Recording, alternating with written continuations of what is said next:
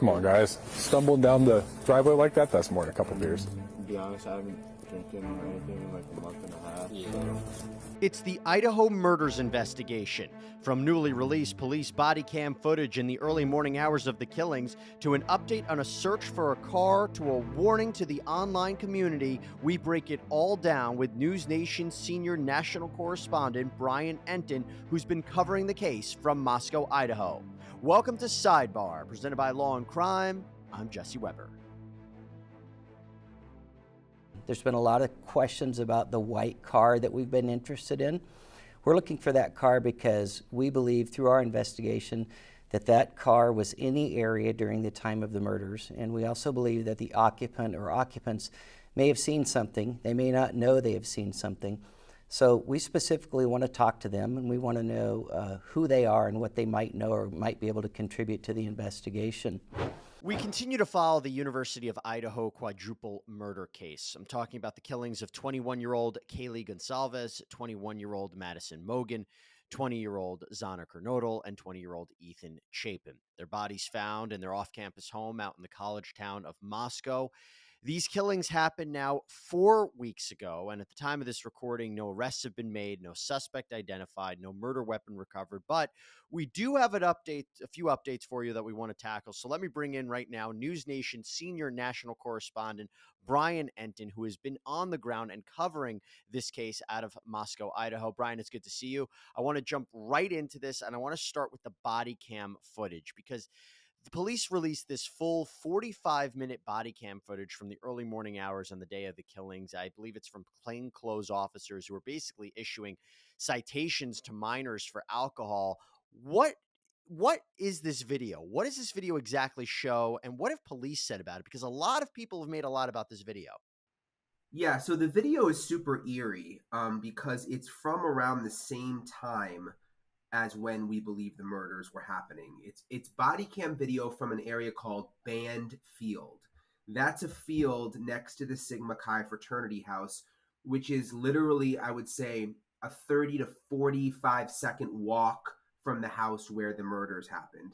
Basically around 3 a.m., Moscow police were called to Band Field, which is this big field, for an alcohol-related call, which obviously isn't unusual in a college town near the frat and sorority houses. Apparently, there were like some drunk people there or something. So it's all on body cam. They go out there, they talk to the kids. They're walking around. Police say that this incident has absolutely nothing to do with the murders. But again, what's so creepy about it is that it's happening around the same time that the murders are happening, and it's so close. So we've been, and all the online sleuths have been, analyzing this body cam, as I'm sure police have, because you can see houses in the background.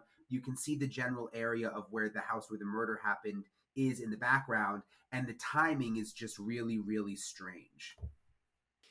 But do you have any idea of why they say this is not connected in any way? Because one of the things that people have made a lot of is they say they can see 4 people jogging away from the murder house.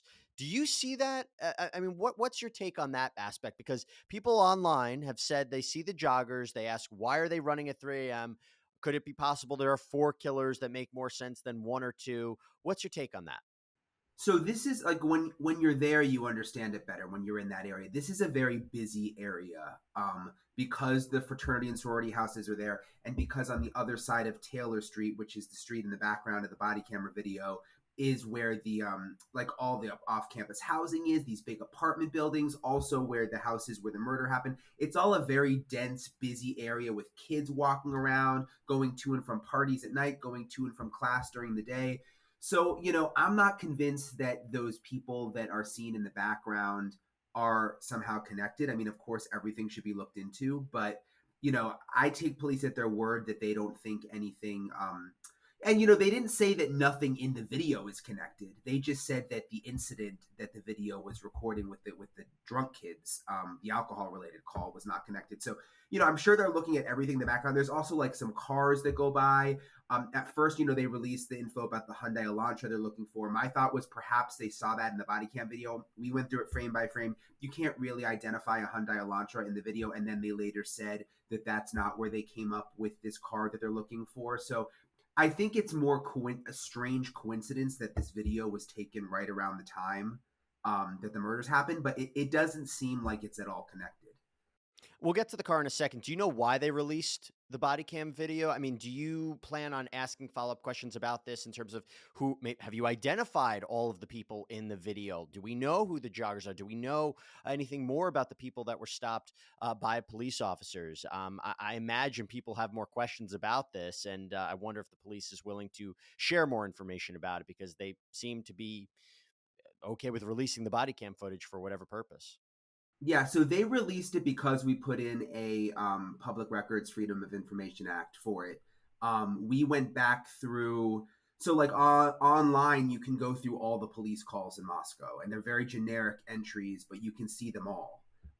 So we went back through, of course, the night and early morning of the murders to see like what else was going on in Moscow. Saw this call that at Band Field, which is right next to, not next to, but very, very close to where the murders happened. So we really zeroed in on that, reported on it, only had limited information that it was an alcohol call, put in the the records request, and that's how the body cam ended up getting released. And again, like, they are being so careful about what they release when with it related to the murder investigation. Like, we've put in all sorts of requests and we get nothing right now. The fact that they even released this body cam, I think, shows that they really believe it is not part of the investigation. But you're right. I mean, we should ask more questions about it. We haven't really had the opportunity. They haven't been doing very many on-camera interviews. Today, we're told, we'll be able to talk to them in person. So that is something that we can bring up. That would be great. And you mentioned the 2011-2013 Hyundai Elantra that police asked for more information about. They want to speak to the occupants of this car. As you mentioned, it wasn't in the video. What's the latest on that? Have the police received a lot of tips about this car, or have they said we have a good lead on it? Or I'm not sure they would say that, but what do we know about how the investigation into that car is going? So we know that they've received a lot of tips, like a ton of tips. So many tips that they say they've now routed all the calls away from the Moscow Police Department to the official FBI like tip line call center, just because there's so many coming in, and the FBI has the resources to sort of categorize them more quickly. It's a somewhat common car, so I'm sure people all over the place, every time they see a Hyundai Elantra now, they're calling it in, which is great because maybe one of those will be connected.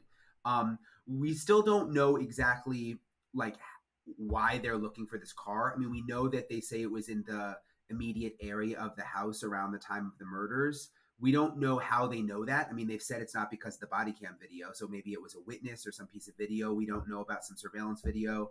And we don't know, if they believe that the people in the car were somehow involved and up to no good, or were they literally just people driving by and they really just want to talk to them because they were in the area at that time. Those are things we still don't know. Yeah, and I read that agents at the U.S.-Canada border are also keeping a lookout if this car should pop up. Again, I guess the idea would be that whoever's driving that car may be trying to leave the country. But I wanted to ask you something else that I think is important in this case. I will tell you right now, I got attacked online about my comments about this, in the sense that we have to be very careful about what is shared online and what information comes out online. I think it's a dual-edged sword, right? If people have credible, really strong information, you go to the authorities, but there is a danger with conspiracy theories. There is a danger with relying on misinformation. The reason I say that, and I got attacked online because there were people who are online sleuths and said that I'm going after online sleuths. We don't have to get into that. The point that I wanted to make is, haven't the police come out and said, we are looking at people who are engaging in online harassment, and have they signaled possible legal liability or criminal charges against these people?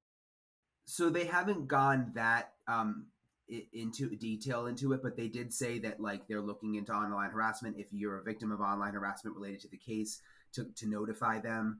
And you're right. I mean, I think that the online sleuthing is it's sort of like a tightrope. I mean, I love the online sleuths overall. I think they do great work. In other cases I've covered, a lot of them are really, really responsible, and they can go through like every social media post, and really dig into it. Like, you can't, I mean, and there's like, thousands, hundreds of thousands of them. Whereas I'm sure, they can find things that the police just don't have the time to do. So they're great in that way. But I think it crosses the line when people start contacting family members of victims, when they start contacting people who they classify as suspects who aren't suspects, when they start showing up at their houses. I mean, that's where it just clearly, goes too far and it can interfere. So, I mean, I find that the majority of them are just interested in the case and, doing their thing. But then there's always those few that, that go too far and kind of give everybody a bad rap. Yeah, I think that's entirely fair. And, particularly when you have more eyeballs on the case, I think that's a good thing. People can see it from different angles, and maybe they can ask the right questions, and we try to answer those questions here on these kinds of shows. It's now 4 weeks, Brian, right? And I'm curious, in your experience covering these kinds of cases, where do you stick with this? Are you concerned at this point about where the investigation is headed? Are there things, maybe it's just too early to know? Where do you see this case going maybe this upcoming week? Because we have hit the 4-week mark. And as I mentioned, no suspects identified publicly, no arrests have been made, no murder weapon has been recovered. What do you think as we've hit the 4-week mark? Yeah, I think, it's funny. I woke up this morning in Idaho. I went home for the weekend to Miami, and I came back last night. And I had this feeling this morning, and this is I have no evidence. I just had this feeling like this was a really pivotal week. 4 weeks in, people are trying to be patient, but I just feel like for that there's got to be some piece of new info this week that's hopefully released. I think it's interesting that there's not a reward. I wonder, do police know more than they're letting on? I really don't know. I think, we've gotten some heat. I'm sure you too. It's oh, you keep covering it. It's when's enough is enough. But it's for these victims, if we leave, if we stop doing these podcasts and we stop doing this on NewsNation, the pressure is on the police. The pressure is on with us all doing this every day for it not to be forgotten about. And, what's going to happen is if there's no updates, Law&Crime, NewsNation, we'll stay on it. But these big networks will start pulling out. And to me, that's a really bothersome thing, because that's how the cases go cold, I think. I think it is that constant pressure that the cops know that we're on it every day, and they've got, what I mean? And I worry about that at the 4-week mark, that I just hope that things don't start to slow down. I think that's a really important point. And it's a really important point because the more information that could be shared with the public, particularly the community of Moscow, the whoever did this, their window becomes smaller and smaller and smaller. The room gets smaller and smaller and smaller because you have people on the lookout. They're updated about the case. They know what to look out for.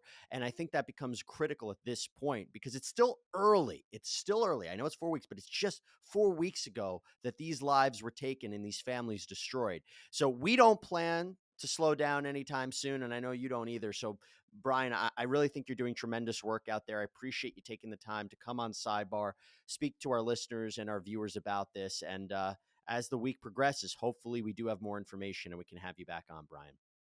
Yeah, thanks for having me. And hopefully, I just hope this is a week where, the victims' families will get some more information, that there'll be some progress. Again, I hate to drag on about it, but it's frustrating for us covering it. But imagine being those family members, how do you start to grieve? Some of them won't even have funerals because the killer hasn't been caught. So yeah, we'll just hope for some advancement this week. Yep. Possible situation for them, and hopefully they get more information. Brian Entin, thank you so much. You can follow Brian on NewsNation and also for his updates on Twitter as well. Brian, thank you. And that's all we have for you, everybody, here on Sidebar. Thank you so much for joining us. Please subscribe on Apple Podcasts, Spotify, YouTube, wherever you get your podcasts. I'm Jesse Weber. I'll speak to you next time.